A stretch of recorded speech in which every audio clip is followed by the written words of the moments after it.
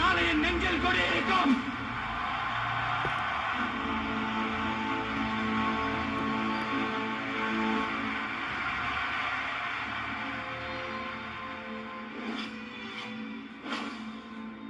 ஒரு மனிதரை சுற்றி எத்தனை எத்தனை கேள்விகள், அத்தனை கேள்விகளுக்குமான பதில் இந்த ஆவணப்படம். சரித்திரத்தில் உண்மைகள் இருக்கும். இது முழுக்க முழுக்க ஒரு உண்மை சரித்திரம். தற்கால தமிழ்நாட்டின் ஒரு மாபெரும் அரசியல் எழுச்சியின் கதை. இது ஒரு வரலாறு, வெறும் வாழ்க்கை வரலாறு அல்ல. கோடிக்கணக்கான மக்களின் வாழ்க்கையை மாற்றப் போகிற மனிதரின் வாகை வரலாறு. மாற்று அரசியல் என்ற பெயரில் செய்யும் ஏமாற்று அரசியல் மத்தியில் உண்மையான ஒரு மாற்று அரசியலை முன்னெடுக்கும் மனிதரின் வரலாறு. எத்தனையோ சக்திகள் இருக்கின்ற போதும் அத்தனை சக்திகளையும் தாண்டி மக்கள் சக்தி துணையோடு இந்த தமிழ் நிலப்பரப்பில் வெல்ல போகிற முதன்மை சக்தியாக வரப்போகிற மா மனிதரின் மகத்தான வரலாறு.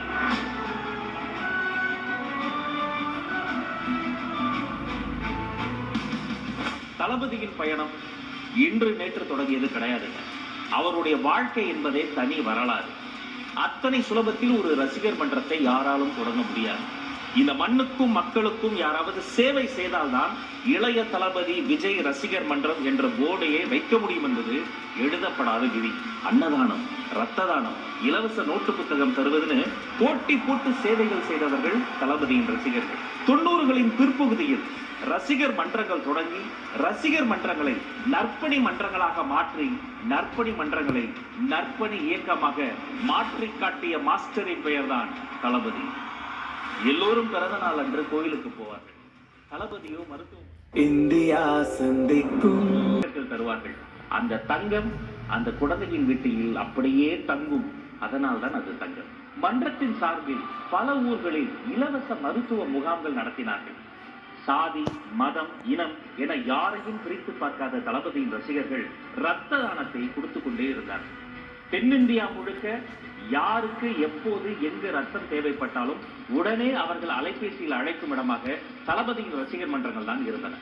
ஒன்றை இரண்டாக்கும் கத்திரிக்கோலை எல்லோரும் தள்ளி வைப்பார்கள். இரண்டை ஒன்றாக்கும் ஊசியை நெஞ்சுக்கு. விழாவில் விஜயின் பயணம் குறித்து நிகழ்ந்துவிடக் கூடாது. எதில் வேண்டுமானால் விளையாடுங்கள், குழந்தைகளின் பாதுகாப்பு விஷயத்தில் விளையாடாதீர்கள். இது ஒரு எழுகை மணி என்று காத்திரமான எழுத்துகளால் ஆத்திரமான அறிக்கையை வெளியிட்டார் தளபதி.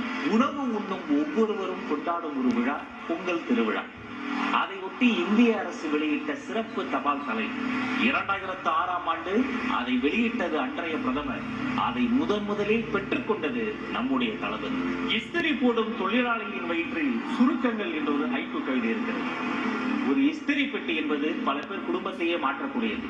அந்த இஸ்திரி பெட்டியில் தொடங்கி மிதிவண்டியில் இருந்து மாற்றுத்திறனாளிகளை சமூகத்தின் மாற்றும் திறனாளியாக மாற்றக்கூடிய முச்சக்கர வண்டிகளில் இருந்து, நோட்டு புத்தகத்தில் இருந்து, அரிசி பருப்பில் இருந்து எத்தனையோ உதவிகளை தாராளமாய் பிள்ளி அல்ல அள்ளி அள்ளி கொடுத்தவர் தான் நம்முடைய தலைவர் தளபதி. தொடர்ச்சியான சமூக சேவைகளின் பின்னர் மன்றம் இயக்கமாக மாறியது. நமக்கென்று ஒரு தனித்த அடையாளம் வேண்டும் என்பதற்காக தனி கொடியை அறிமுகம் செய்தார் தளபதி. ரசிகர்களுக்கு இதயத்தில் இடத்தை கொடுத்தார், உதவி செய்யும் குணத்தை கொடுத்தார், அவர்களுக்கென்று அன்றே தனி கொடியையும் கொடுத்தார்.